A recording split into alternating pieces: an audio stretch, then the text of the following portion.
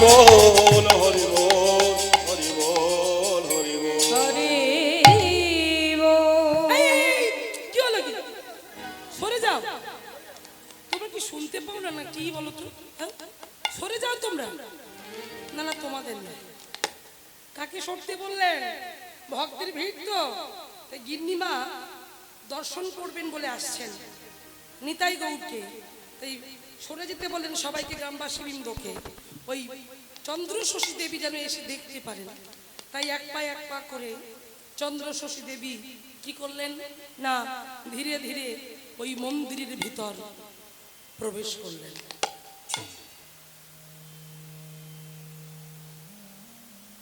মন্দিরের ভিতর প্রবেশ করে অপূর্ব সুন্দর সিংহাসনে আলোক সজ্জায় সজ্জিত রজনীগন্ধা ফুলের মালা দুই ভাইয়ের গলায় পরানো ছোট্ট বিগ্রহ কাষ্ঠের সেই কাষ্ঠের ছোট্ট বিগ্রহ নিতাই আর গৌরীর গলায় মালাটা পরানো দেখে তাদের অপূর্ব সুন্দর বদন দর্শন করে চন্দ্রশশী দেবী পাগলিনীর মতো উন্মাদিনীর মতো কখনো দেখেনি তো এই প্রথমবার প্রথম দর্শনে ভালোবেসে ফেলেছে কাছে এগিয়ে গেছে কাছে গিয়ে তাদের নয়নে নয়ন দিয়েছে টানা টানা দুটো নয়ন কাছে গিয়ে বলছি ও নিতাই এই তুই নিতাই না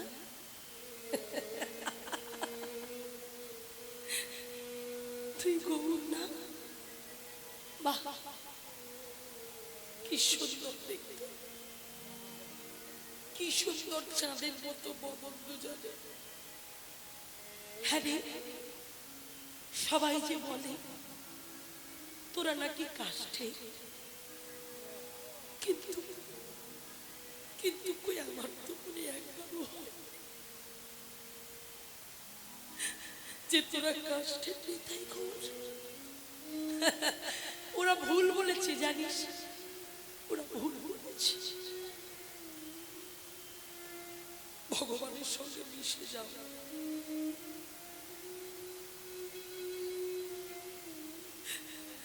মিশে না গেলে ভগবান পাওয়া যায় না ভাই নিতাই আর গৌরীর কাছে গিয়ে নয়ন জলে মুখটা ভাসিয়ে বলছে নিতাই প্রথমটা আমার একটু কেমন লাগলো যখন ওরা সবাই বলল তোরা নাকি কাষ্ঠের কিন্তু যখন তোদের সামনে এসে দাঁড়ালাম তখন মনে হলো তোরা তো কাষ্ঠের মানুষ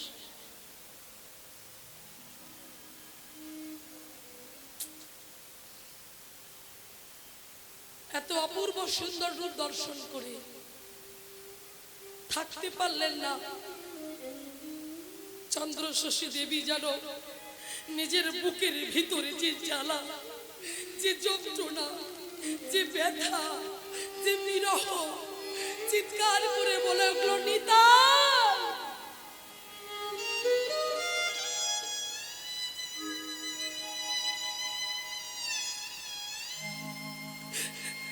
গৌর আমি তো মা হতে পারিনি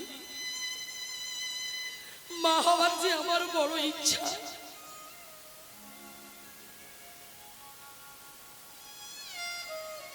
একবার আমাকে একবার মা বলে ডাকবি বাবা একবার মা বলে ডাকবি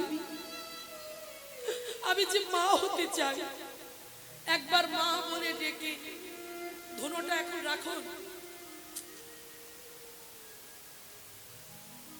একবার মা বলে ডেকে আমার হৃদয়ের জ্বালাটা জুড়িয়ে দিয়ে যা বাবা হৃদয়ের জ্বালাটা জুড়িয়ে দিয়ে যা চিৎকার করে বলা হলো নিতাই গৌর মা বলে ডাক আমায় একবার মা বলে ডাক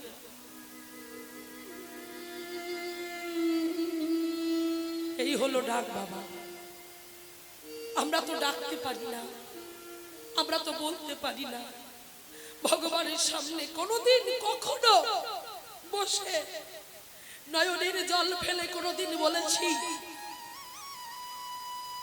জগ গৌর হরি আমি কিছু চাই না, টাকা পয়সা বাড়ি গাড়ি আমার কিছু চাই না, তুমি অনেক দিয়েছো, এবার তোমার ওই চরণ দুটি আমাকে দিও। রঘুনাথ দাস গোস্বামী বড়লোক বাড়ির ছেলে, জমিদার বাড়ির ছেলে, সোনার চামচ মুখে নিয়ে বড় হয়েছিল। সেই রঘুনাথ দাস সবকিছু ত্যাগ করলো, মহাপ্রভুর চরণে যখন পড়ে মহাপ্রভুর কাছে ভিক্ষা চাইলো, প্রভু তোমার সঙ্গে সঙ্গী করো। নয়ন জলে বক্ষ ভাসিয়ে কাঁদছে। তার বিয়ে দেওয়া হলো কিন্তু সংসারী হলো না, নববধূর মুখটা পর্যন্ত দেখলো না। সংসারী হলো, সংসারী করলো, কিন্তু তার ভিতরের জ্বালাটা, ভিতরের কষ্টটা দ্বিগুণতর দ্বিগুণ হয়ে উঠলো। নয়ন জলে বক্ষ ভাসিয়ে কেঁদে কেঁদে বলছে, কৃষ্ণ কই, কৃষ্ণ কই, আমি যার লাগি পাগল হলাম, তারে পেলাম কই,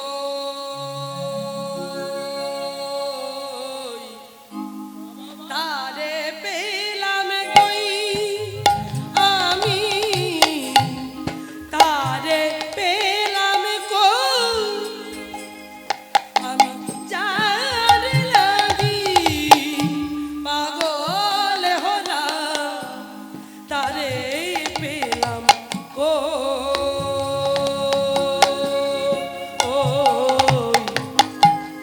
তারে পেলাম কই, আমি তারে পেলাম কই। নয়ন জলে বক্ষ ভাসিয়ে কাঁদছে কে? জমিদার বাড়ির ছেলে, যাদের এক মাসের আয় 12 লক্ষ টাকা। 500 বছর আগেকার কথা। ওই জমিদার বাড়ির ছেলে বলছে, প্রভু কৃপা করো, কৃষ্ণ কৃপা করো, কৃষ্ণ ছাড়া আমি আন জানি না, কৃষ্ণ ছাড়া আমি কিছু জানি না। কি বলছে? এই যে তার মতো সুন্দর দেহ ত্রিজগতে নাই, তার নয়ন বাঁকা, ভঙ্গি বাঁকা, মোহন মুরলী কানাই, আমি তারে পেলাম কই, আমি তারে পেলাম কই, আমি যার লাগি পাগল হলাম, তারে পেলাম কই।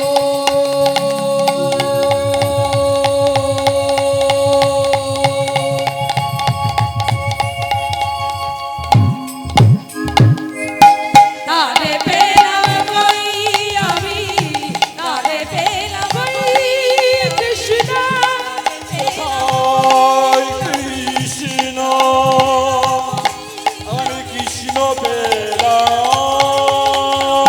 না, আমি কৃষ্ণ পেলাম না, আমি কৃষ্ণ পেলাম না।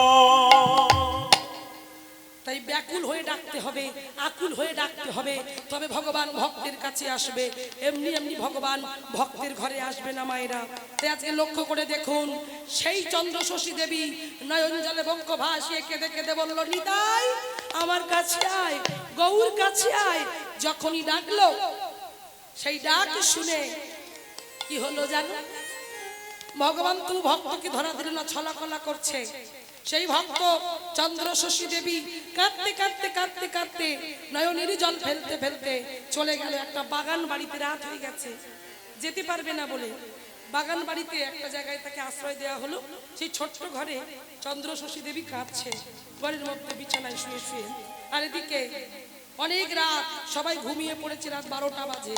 12টার পরে নিতাই আর গৌর, নিতাই ওই বিগ্রহের মধ্যে দিয়ে বাহির হয়ে এলো, ছোট্ট বালক বেশে। ভক্তের ডাক দেখো মাইরা, ছোট্ট বালক বেশে, রক্ত মাংসে গড়া ছোট্ট শিশু হয়ে গৌরকে ডাকছে, গৌর গৌর, এই গৌর, যাবি না? কোথায়? কোথায় যাব? কেন? মা যে ডেকে গেল। চল চল আমরা যাই, চল আমরা যাই। মায়েরা দেখো, ডাকার মতো ডাক যদি তাকে না ডাকা যায়, সে কোনোদিন ভগবানের ভক্তকে কৃপা করবে না।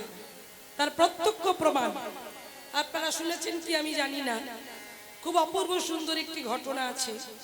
যে ঘটনাটা হলো, ডাকটা ডাকার মতো হলে ভগবান যে ভক্তকে কৃপা করে, তার প্রত্যক্ষ প্রমাণ দেখুন।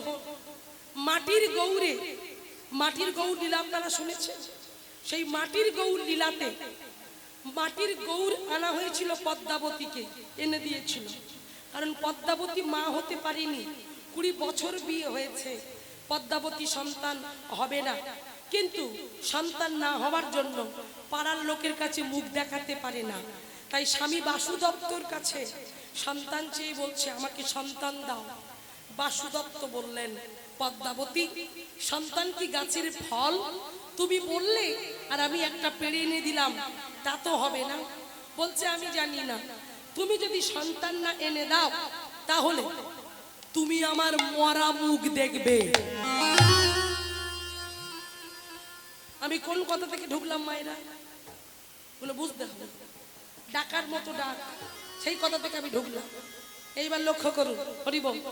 এইবার সেই পদ্মাবতী যখন শর্ত দিয়ে দিল, বাসুদত্ত ছুটতে ছুটতে চলে গেল। কোথায়? না, মনে পড়ে গেল কার কাছে যাব, কে দেবে আমায় সন্তান? মায়েরা, বাবা মা যতই গরিব হোক, তার ঘরে 10টা সন্তান থাকলেও তবু কিন্তু সেই সন্তানকে বাবা মা দেয় না। আর আজকে কে দেবে তাকে সন্তান? বাসুদত্তের একটা বন্ধু ছিল, যার 4টে ছেলে। তো বাসুদত্ত বন্ধুর কাছে গিয়ে বলছে, বন্ধু, তোর তো 4টি সন্তান, একটা আমাকে দিবি ভাই? তখন বন্ধু চিৎকার করে বলল, দেখ বাসু, সন্তান দেওয়া যাবে না। টাকা চাইলে টাকা দেব, খেতে চাইলে খেতে দেব, বসন চাইলে বস্ত্র দেব, কিন্তু সন্তান দেওয়া যাবে না। তুই চলে যা। এখন যেই বাসুদত্তকে চলে যেতে বলল, বাসুদত্ত মনে মনে চিন্তা করলো, আমি যদি চলে যাই, সন্তান যদি না নিয়ে যাই, তাহলে পদ্মাবতীকে আমি বাঁচাতে পারবো না। তাহলে কি হবে? নয়নের জল ফেলতে ফেলতে বাসুদত্ত চলে যাচ্ছে। ঠিকই এমন সময় দেখলো, কি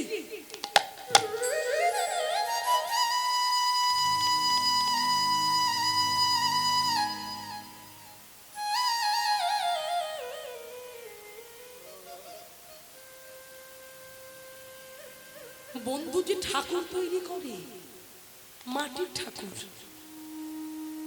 অনেক ঠাকুর, হঠাৎ করে দেখলো একটা ছোট্ট গৌর, মাটির গৌর মূর্তি গড়া। ঠিক এতটুকু। সেই মাটির গৌর মূর্তিটা দেখে বাসুদত্ত চিন্তা করলো, যদি ওই মাটির গৌরটাকে সাজিয়ে গুছিয়ে ভালো করে কাপড় দিয়ে ঢেকে কোলে নিয়ে গিয়ে পদ্মার কোলে দিতে পারি, তাহলে তো পদ্মা বুঝতে পারবে না। হ্যাঁ, কিন্তু আগে থেকে আমাকে বলে নিতে হবে যে ওকে ওর অঙ্গ স্পর্শ করলে মাটি হয়ে যাবে। কি বলবো পরে বলবো, কোন আগে তো নিয়ে যাই। এই বলে বাসুদত্ত ছুটতে ছুটতে চলেছে। পদ্মা, পদ্মা, পদ্মা, পদ্মা বলে ছুটতে ছুটতে ছুটতে ছুটতে যখনই ওই বাসুদত্ত সন্তানটা কাজ করে নিয়ে গিয়ে পদ্মার সামনে দাঁড়িয়েছে, পদ্মা, পদ্মাবতী ছুটে এসেছেন। পদ্মাবতী ছুটে এসে ওই সন্তান, কি স্বামী, তোমার কোলে ওটা কি গো? পদ্মা, তুমি আমার কাছে সন্তান চেয়েছিলে, আমি তোমার জন্য সন্তান এনেছি, তবে সন্তান তোমার কোলে কেন? আমার কোলে দাও, আমি কোলে নেব। বললে না, কোলে নেওয়া যাবে না। বলছে কেন? আমি যখন আসছিলাম ওর বাবা মা বলেছে ওর নাম গৌর, ওর কাঁচা ঘুম যদি ভাঙিয়ে দেওয়া হয়, ও তো এখন ঘুমাচ্ছে, ওর কাঁচা ঘুম যদি ভাঙিয়ে দেওয়া হয় তাহলে সারা জীবনের জন্য ও মাটি হয়ে যাবে।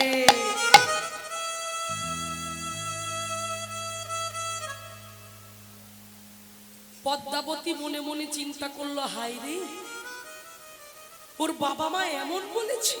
হ্যাঁ গো, তা বেশ, ছুঁলে যদি মাটি হয়ে যায় তাহলে আমি ওকে স্পর্শ করব না। যাও, ওখানে দোলনা আছে, তুমি নিজে গিয়ে দোলনাতে শুইয়ে দিয়ে এসো। এই কথা বললেন। বলার সঙ্গে সঙ্গে ওই সন্তানকে কোলে নিয়ে গিয়ে ওই দোলনার ওপরে শুইয়ে দিয়েছে। মায়েরা লক্ষ্য করো, কথার মধ্যে ধ্যান দাও। দোলনায় যখন শুইয়ে দিয়েছে, শুইয়ে দিয়ে বাসুদত্ত চলে গেল। কারণ বাসুদত্ত চিন্তা করলো, আমি তো বললাম, কিন্তু ও যদি সত্যি সত্যি গিয়ে দেখে যে ওটা মাটি, তাহলে তো প্রাণ ত্যাগ করবে। ওর থেকে ভালো আমি চলে যাই। বাসুদত্ত বেরিয়ে গেল সন্তানটিকে ওই দোলনার উপরে শুইয়ে দিয়ে। যেই চলে গেল, পদ্মাবতী নারী জাতি তো প্রত্যেক মেয়ের জীবনে মা হওয়ার যে বড় ইচ্ছা মায়েরা, তাই মা হওয়ার ইচ্ছাটাকে আর চেপে রাখতে পারলো না। পদ্মাবতী মনে মনে বলছে, আরে গৌর, একবার মা বলে ডাকবি না? তুই এখনো দোলনায় ঘুমিয়ে থাকবি? জানিস গৌর, লোকের কাছে না কত কথা শুনেছি, মা হতে পারিনি বলে সবাই কত খারাপ কথা বলেছে, কত কটূক্তি করেছে, কিন্তু মা হওয়ার ইচ্ছাটা তো আমি মন থেকে বের করে দিতে পারিনি। তাই আমি আমার স্বামীকে বলতে তোকে এনে দিয়েছে। আরে গৌর, তুইও এখনো ঘুমিয়ে থাকবি? কথা বলবি না? ও গৌর, কথা বলবি না? কথা বল। মনে মনে ভাবছি, না না, আমি যদি ছুঁয়ে দিই তাহলে তো মাটি হয়ে যাবে। না না না না, আমি ওকে স্পর্শ করব না। না না, ও যতক্ষণ ঘুমায় ঘুমাক, আমি বরং একটু দুধ গরম করে নিয়ে আসি। এই বলে দুগ্ধ মাটি হয়ে যায়, ওর থেকে আমি চলে যাই। আবারও মা চলে গেল। ভেবে দেখো মায়েরা, মাটি কোনোদিন কথা বলে? মাটি কথা বলে? পাথর কথা বলবে? কাষ্ঠ কথা বলে? বলে না। কিন্তু ও তো জানে না, পদ্মাবতী জানে। সে গৌর স্বামী তো আর বলেনি যে ওটা মাটির তৈরি, শুধু এটুকু বলেছে যে কাঁচা ঘুম ভাঙিয়ে দিলে মাটি হয়ে যাবে।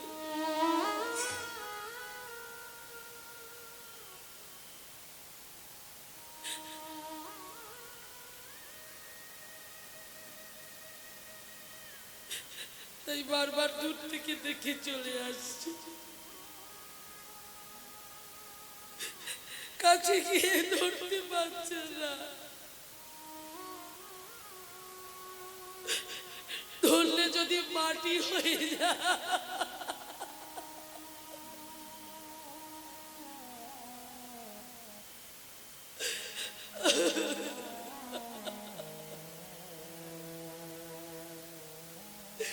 ধীরে ধীরে যখন সন্ধ্যা হয়ে আসছে, থাকতে পারলো না পদ্মাবতী। পদ্মাবতী মনে মনে ভাবলো, মাটি হয়ে যাই যা, তবু আমি ওকে ডাকবো, তবু আমি ওকে জাগাবো, যা হয়ে যায় যা। পদ্মাবতী ধীরে ধীরে আবার দুধটা গরম করে নিয়ে এসে এক পা করে দোলনার কাছে বসেছে।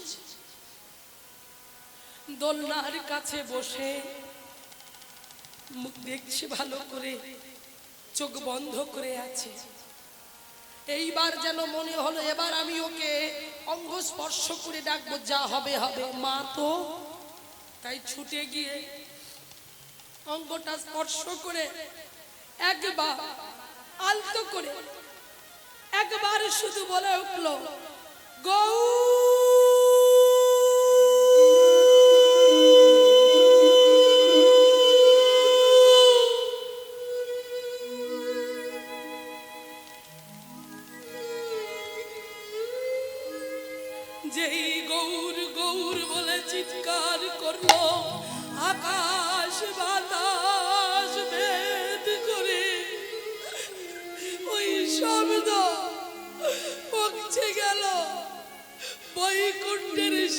আসনটাকে টলিয়ে দিল। শঙ্খ চক্র গদা পদ্মধারী নারায়ণ ছটফট করছে, নয়ন জলে বক্ষটা ভেসে যাচ্ছে। শ্রীলক্ষ্মী ছুটে এসে বলছে, স্বামী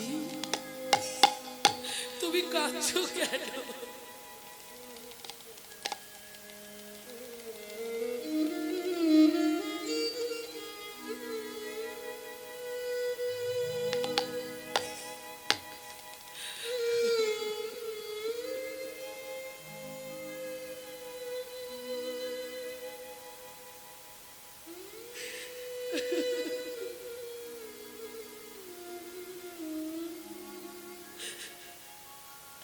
ভক্তরা ভগবানের চরণ পাওয়ার জন্য কাঁদে, আজ ভগবান কাঁদছে।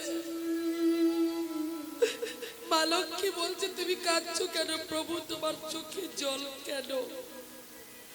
তখন ভগবান বলছে, বলো তো লক্ষ্মী, এ জগতে কোন ভক্ত তো আমাকে এমন করে ডাকে না।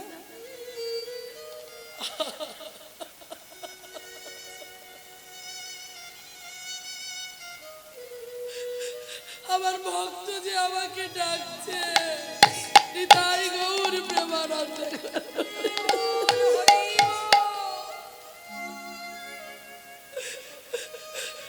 আমাকে যেতে হবে, আমার মা যে আমাকে ডাকছে,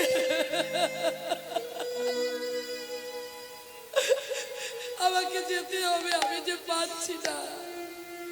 তাই শঙ্খ চক্র গদা পদ্মধারী নারায়ণ তিনি থাকতে পারলেন না, বৈকুণ্ঠ থেকে তিনি নেমে এলেন, ওই মাটির গৌরের মধ্যে প্রবেশ করলেন।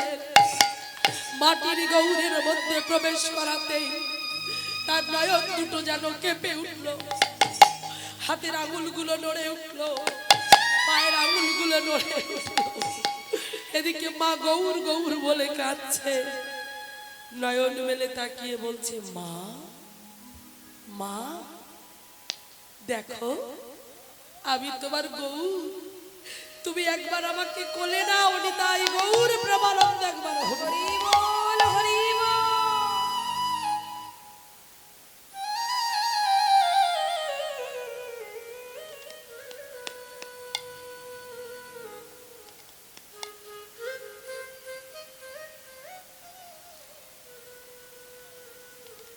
তাই মায়েরা, ডাকার মতো ডাক যদি হয়, বারবার ডাকতে হয় না।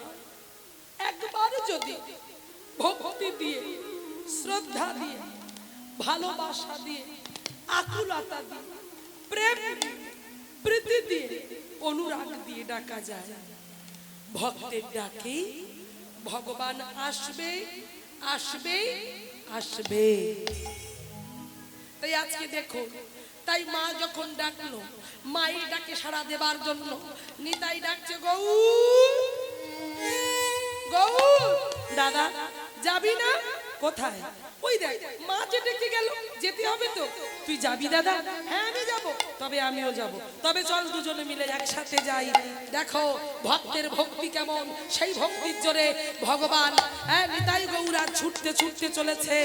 দাপরের সেই কানাই বলাই, কলিযুগের নিতাই আর নিমাই মহাপ্রভু দুই ভাই মিলে মনের আনন্দে চলেছে। কোথায়? মায়ের কাছে ছুটছে আর বলছে, আনন্দেতে নিতাই গৌর মায়ের কোলে বসিলা। আনন্দেতে নিতাই গৌর মায়ের কোলেতে বসিলা। আনন্দেতে নিতাই গৌর মায়ের কোলেতে বসিল।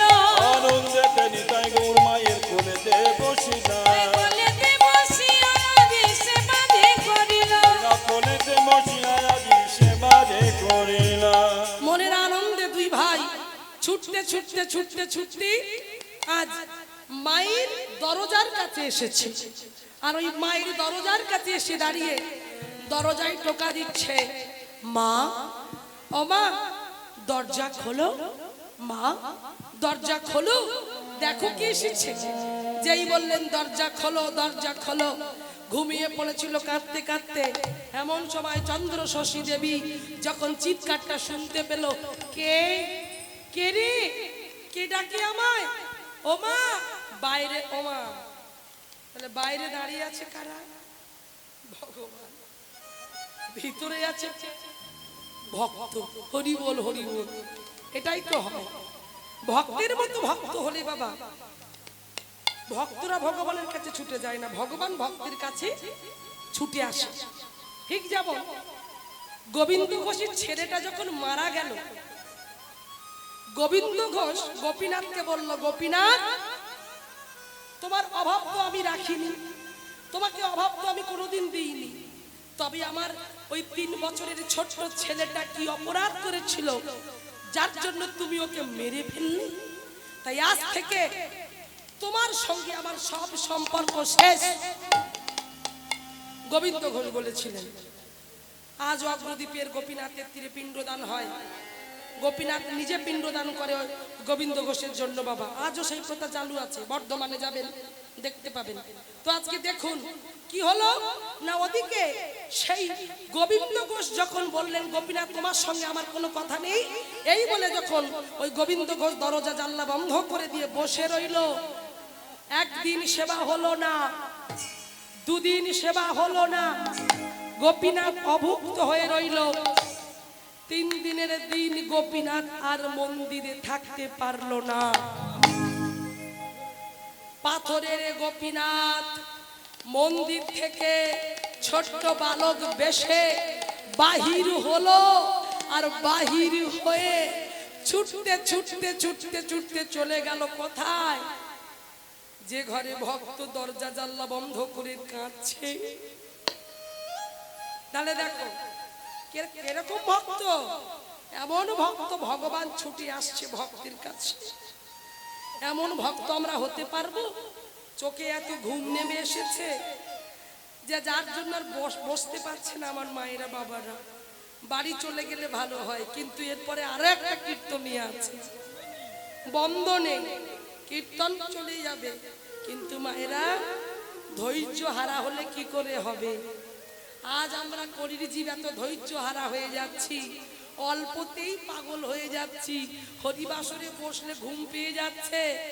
রঘুনাথ দাস গোস্বামী, রঘুনাথ দাস গোস্বামী বৃন্দাবনে এমন ভজন করছিলেন যে ভজন করতে করতে করতে করতে হরে কৃষ্ণ কৃষ্ণ কৃষ্ণ হরে হরে, হরে রাম রাম রাম হরে হরে, ভজন করতে করতে করতে করতে ওই বৈশাখ মাসের প্রচন্ড রৌদ্রের তাপ তার সর্বাঙ্গতে লাগছে। রঘুনাথ দাসের ভজন বন্ধ হচ্ছে না, ভজনের আরো জোর বেড়ে যাচ্ছে, ভজনের গতি বেড়ে যাচ্ছে। যখন ভজনের গতি বাড়ছে, এদিকে ভক্তের অঙ্গে সূর্যের তাপ লাগছে, থাকতে পারলেন না, সহ্য করতে পারলেন না। যার ধাম তিনি হলেন বৃন্দাবনের লাটলি, বৃন্দাবনেশ্বরী, বৃন্দাবনের ব্রজেশ্বরী, প্রেমময়ী, করুণাময়ী, দয়াময়ী রাধা ঠাকুরানী। সেই রাধা ঠাকুরানী রঘুনাথ দাসের ভজনে তার এত কষ্ট দেখে ছুটে গিয়ে নিজের সখীরা বলছে, রাধে যাচ্ছিস কোথায়? বলে, দাঁড়া আমি এক্ষুনি আসবো, আমার খুব কষ্ট লাগছে। বলে, কেন? দাঁড়া দাঁড়া, এসে বলবো, ছুটে এসে বলবো, আগে যেতে দে। রাধারানী ছুটে গিয়ে নিজের আঁচলটা ওড়নাটা দিয়ে ওই ভক্ত রঘুনাথ দাসের মাথায় গিয়েছে।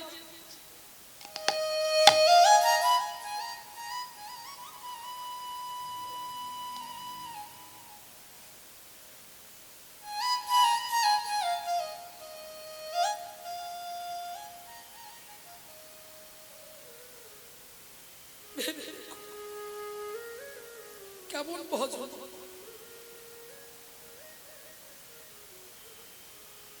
এগুলো অনুভব না করলে বোঝা যায় না।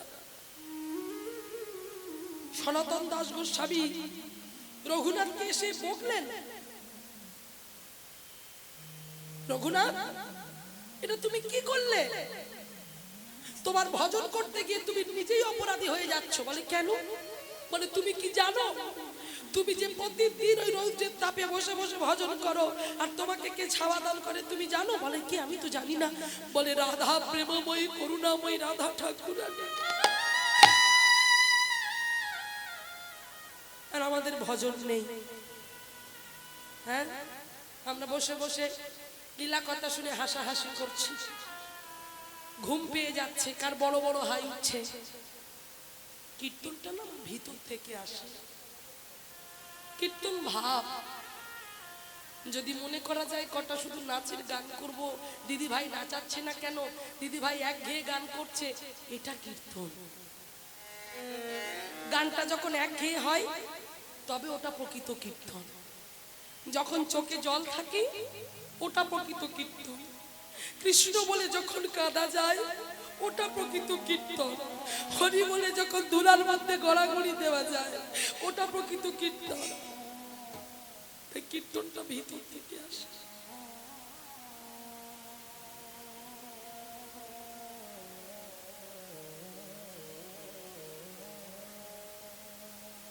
এত অল্প ভক্ত তবু আমার কোনো আক্ষেপ নেই, কারণ আমি জানি আমি যতটুকু বলবো তিনি আমায় বলাবেন। আমি তার জন্য এখানে এসেছি। আজ আমার গলাটা একটু খারাপ, তবু আমি শক্তি নিয়ে তাকে ভরসা করে যে তুমি আসলে নিয়ে যাচ্ছ, তুমি যেভাবে বলাবে আমি সেভাবে বলবো, তুমি যেভাবে গাওয়াবে আমি সেভাবে গাইব। আমার বেশি শ্রোতার দরকার নেই, বেশি ভক্তির দরকার নেই, অল্প হোক, কিন্তু দু চারটে যদি ভাবের ঘরের ভক্ত বসে থাকে তাতে কীর্তন হবে বাবা। তাই যাই হোক, এই নিতাই গৌর যখনই দরজার কাছে গিয়ে ডাকছে মা মা বলে, মা দরজা খোলো, মা যেন ভিতর থেকে বলছে কারা তোরা। বাইরে দাঁড়িয়ে নিতাই গৌর বলছে, বা তুমি চিনতে পারলে না মা? এই যে তুমি সন্ধ্যাবেলায় গিয়ে কত কান্নাকাটি করলে, নিতাই আমার ছেলে, গৌর আমার ছেলে, আজকে সেই নিতাই গৌর এসেছে আর তুমি বলছো আমরা কারা? সঙ্গে সঙ্গে চন্দ্র শশী দেবী চুপ। কি? আমি যে সন্ধ্যাবেলায় নিতাই গৌরকে ডেকে এসেছিলাম মন্দিরের সেই নিতাই গৌর আমার দরজায় দাঁড়িয়ে আছে। সঙ্গে সঙ্গে তাড়াতাড়ি করে চন্দ্র শশী দেবী এক পা করে ওই এগিয়ে গেল দরজার কাছে, আর দরজার কাছে এগিয়ে গিয়ে দরজাটা খুলে দিল। আর দরজাটা খুলে দিয়ে দেখছে, বলো বলো নিতাই চাঁদ কি, নিতাই চাঁদ কি, গৌর সুন্দর কি, গৌর সুন্দর কি। নিতাই চাঁদ আর গৌর চাঁদ যেন আলো করে মানিক রতন দুই ভাই এসে দাঁড়িয়েছে। চন্দ্র শশী দেবী ছুটে গিয়ে ওই